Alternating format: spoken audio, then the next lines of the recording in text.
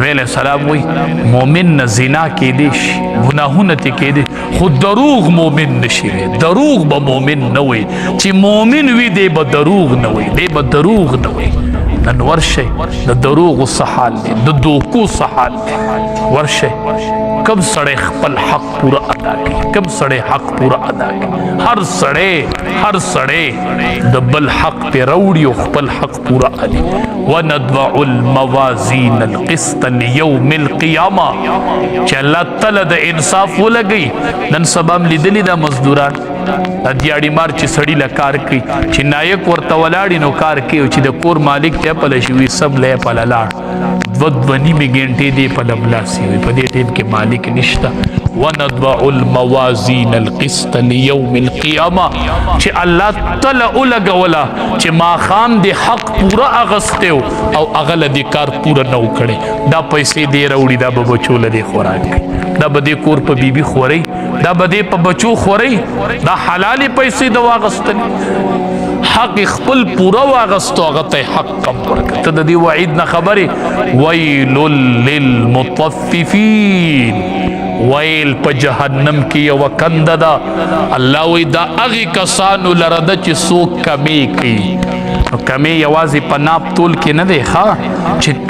ناپ پیسې پورا لی اوسیس کم ورکوي یوازې د ناپ تول نه د دې معنی وګورئ مفسرین وایي چې ته ترنه حق پورا والی او هغه له حق کم ورکوي ویل للمطففین دغه خلقو له الله یو کنده تیاره کړي چې نوم یې ویل دا په هر سړي ده دا نه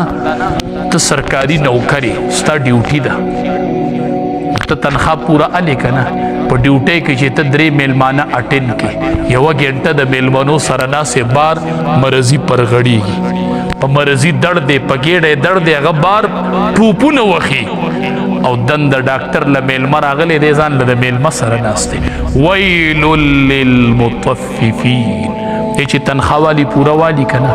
د چې ورځ 2 غنټې میلمنو لور کړي وي اغه د میلمنو سره استلی وی او حق پورا واغستو او دلته حق کم ورکو ویل للمطففین دا د هر هغه کس لپاره کاش مونږ وایو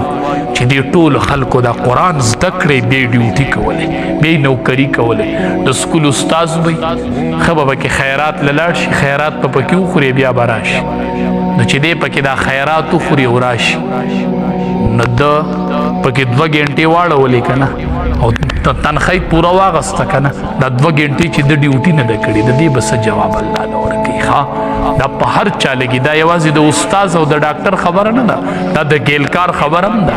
ګیلکاری کوي او ګنټه پکې سملی وی مالک نشته دی دیاړي مار پکې ګنټه سملی وی مالک نشته زمیدار پکې ګنټه سملی وی مالک نشته ویل للمطففین وندع الموازین القسط لیوم القیامه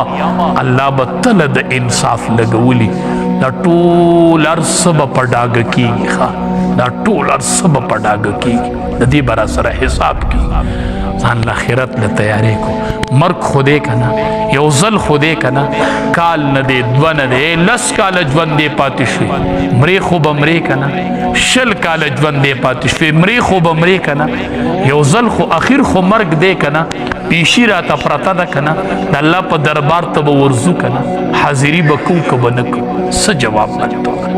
ځان له آخرت ته پاره تیاری و